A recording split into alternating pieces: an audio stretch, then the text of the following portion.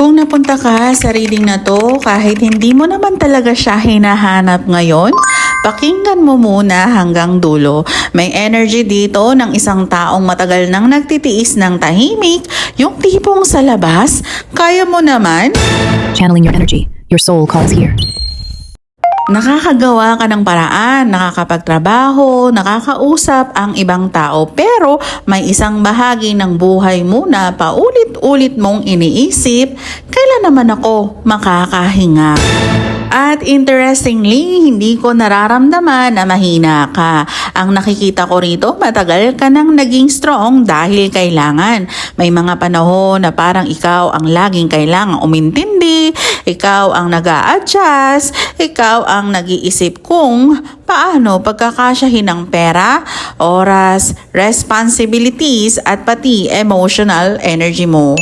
Pero ngayon, may shift sa energy mo. Hindi ito yung biglaang pagbabago na kailangan mong pilitin, mas tahimik siya. Parang unti-unting bumabalik ang isang bagay na matagal mong nawala, confidence sa sarili.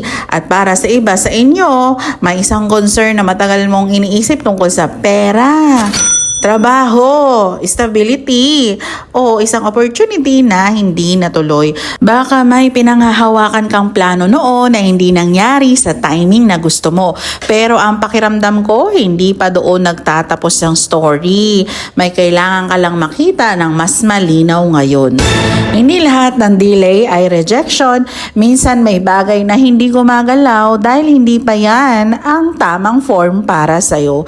At may isa pang bagay na gusto kong sabihin, lalo na kung nasa stage ka na ng buhay na ayaw mo nang mag-aksaya ng energy sa mga bagay na hindi sigurado. Hindi mo kailangang habulin ang lahat. May darating na moment na mas pipiliin mo na ang peace kaysa sa pagpapatunay. At doon nagsisimulang gumaan ang energy. Kung 35, 45, 55, 65 ka man, or kahit anong edad, hindi mahalaga kung kailan mo narinig ang reading na to. Timeless ang message na to at balikan mo kapag pakiramdam mo kailangan mong marinig ulit. At kung may isang sentence dito na tumama sa'yo, tandaan mo muna yon. Dahil ang reading na to ay hindi tungkol sa kung ano ang mawawala sa buhay mo. Mas tungkol ito kung ano ang unti-unting bumabalik sa'yo. Ang pakiramdam na kaya mo ulit. At bago tayo magpatuloy, uminga ka muna ng malalim kasi may isang area ng buhay mo rito na kailangan nating tingnan ng mas malalim. Ngayon, dito ko mas nararamdaman yung bigat ng energy. May isang situation na parang matagal mong binubuhat mag-isa. Hindi naman ibig sabihin na wala kang mga taong nakapaligid sa'yo, no? Ang point is, may mga bagay na kahit may kasama ka, ikaw pa rin ang gumagawa ng paraan sa loob ng sarili mo. May mga gabing iniisip mo na, tama pa ba itong ginagawa ko? May patutunguhan pa ba to? O bakit parang ang hirap para sa akin?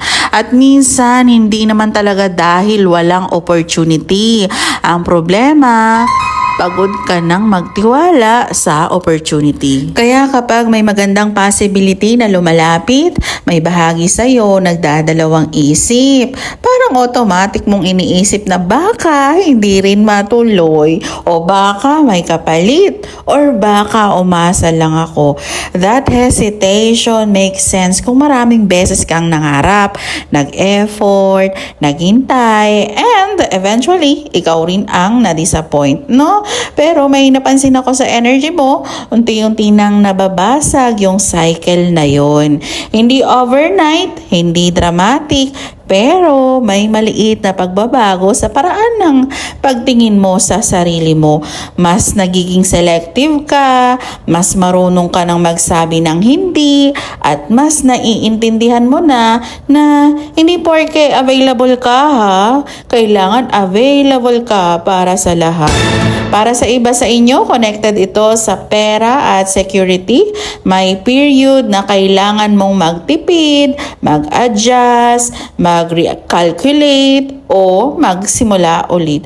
Pero ang energy ngayon is recovery. Hindi ko sinasabing biglang magiging perfect ang finances mo, ha? Mas realistic ang message. Unti-unting nakakabawi, unti-unting nakakabuo ulit. At may possibility rin na may isang opportunity na initially hindi mo sineseryoso dahil maliit, delayed, or hindi exactly what you expected. Pero wag mong maliitin ang maliit na opening, ha. Minsan ang malaking stability ay nagsisimula sa isang bagay na mukhang ordinary. May isa pa akong nararamdaman dito tungkol sa isang tao o social connection. May energy ng celebration, gathering, conversation, or reconnection. But hindi ibig sabihin automatically romantic, ha? Pwedeng kaibigan, pwedeng family, pwedeng dating colleague, pwedeng someone na matagal mo nang hindi nakakausap. Ang importanteng message, hindi mo kailangang harapin lahat ng mag-isa. May mga taong willing makinig, tumulong, mag-recommend, mag-connect o simpleng samahan ka. Pero kailangan mo ring payagan ang sarili mong tumanggap, ha, dahil minsan sanay kang ikaw ang nagbibigay, ikaw ang umaayos, ikaw ang nag-aalaga, ikaw ang gumagawa ng paraan. Ngayon ang lesson is pwede ka ring suportahan, at habang mas nagiging grounded ka, mas nagiging malinaw kung sino at ano ang deserve ng energy mo. Hindi mo kailangang patunayan ang value mo sa pamamagitan ng paghihirap. You are allowed to build a life that feels lighter. Ngayon, mas malakas kong nararamdaman yung tema ng security at self-worth.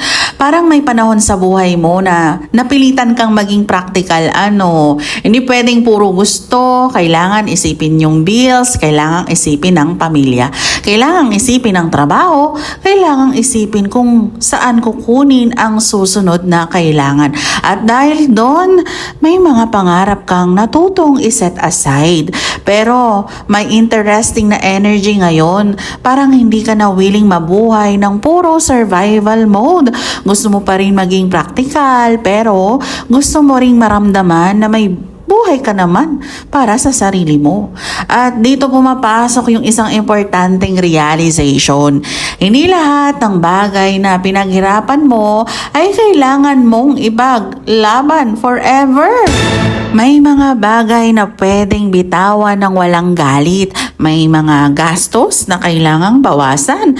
May mga commitments na kailangang i-reconsider. May mga taong hindi naman kailangang awayin, pero pwedeng hindi nabigyan ng parehong access sa energy mo. That is maturity. Hindi ito pagiging selfish. It is knowing your limits. At para sa iba sa inyo, may financial recovery na nagsisimula sa isang very practical decision. Pwedeng bagong source of income, pwedeng additional work, pwedeng opportunity na matagal nang nasa paligid mo pero ngayon mo lang nakikita differently. Pwedeng isang skill na dati mong ginagawa casually pero maari palang magkaroon ng mas malaking value, Kaya kung may idea ka, matagal nang iniisip pero lagi mong sinasabi na baka hindi ko kakayanin, or baka hindi para sa akin, or baka huli na, pause muna. Hindi mo kailangang malaman agad kung saan hahantong. Magsimula ka sa kaya mong gawin ngayon. May energy rin dito ng isang bagay na kailangan mong bantayan. Huwag mong ubusin ang resources mo, ha, dahil gusto mong patunayan na kaya mo. May difference ang pagiging generous at pagiging depleted. May difference ang pagiging helpful at pagiging laging available. At may difference ang pagiging patient at pagpapaubaya sa sarili mong maubusan. This week, ang guidance ay simple. Protect what you have while building what you want. Kung pera ang concern mo, maging intentional, ha. Kung trabaho ang concern mo, huwag matakot mag-explore. Kung personal life ang concern mo, piliin ang mga connection na may respeto. At kung sarili mo ang concern mo, bumalik ka sa sarili mo. May part sa'yo na matagal nang naghihintay na marinig mo ulit. Hindi pa tapos ang buhay ko, hindi pa huli, at hindi lang ito ang chapter ko. At yon ang energy na pinakamalakas na nararamdaman ko dito. Hindi kailangan ng malaking announcement, hindi kailangan ipaliwanag sa lahat. Quietly rebuild, quietly strengthen yourself. Dahil kapag bumalik ang confidence mo, ibang-iba na ang mga choices na gagawin mo. At may isang final message dito tungkol sa hope, healing, at isang bagay na unti-unting nagiging possible ulit. Ito yung gusto kong iwan sa'yo. May energy dito ng pagkatapos ng matagal na period ng uncertainty, unti-unti mong nakikita ulit kung saan ka pupunta. Hindi dahil biglang naging perfect ang lahat, kundi dahil nagbago na ang pananaw mo. Mas alam mo na ngayon kung ano ang worth ng energy mo, mas alam mo na kung ano ang hindi mo kailangang habulin. At higit sa lahat, mas naiintindihan mo na kahit hindi mo kailangang maging okay araw-araw para masabing umuusad ka. May mga araw na pagod ka, may mga araw na doubtful ka, may mga araw na gusto mo lang mapag-isa, and that's okay. Hindi ibig sabihin no na bumabalik ka sa dati. Human ka lang, oo, tao ka. Pero ang magandang energy dito, kahit ilang beses kang napagod, may maliit na bahagi sa'yo na ayaw mong sumuko. At yon ang gusto kong pakinggan mo. Kung may financial concern ka ngayon, protect your resources and make practical choices. Kung may career concern ka, huwag mong i-dismiss ang maliit na opportunity dahil lang hindi ito mukhang malaking bagay sa simula.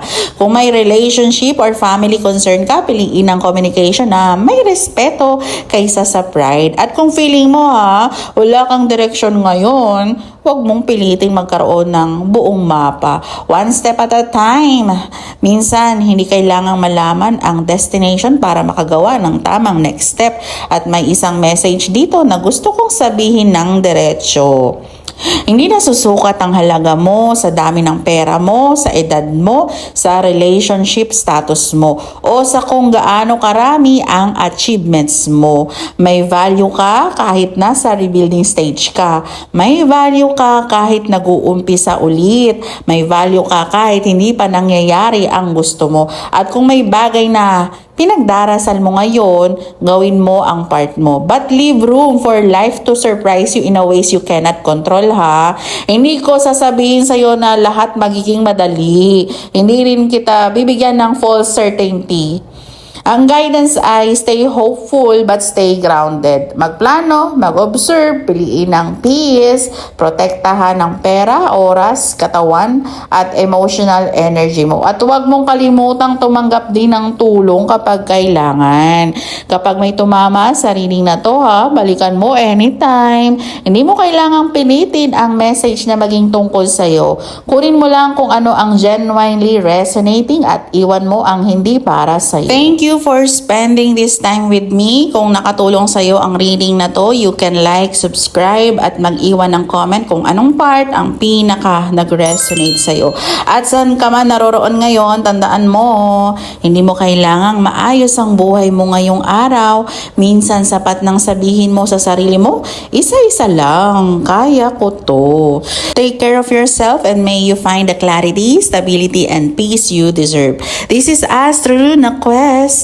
Hanggang sa muli po. Kita-kits sa next reading.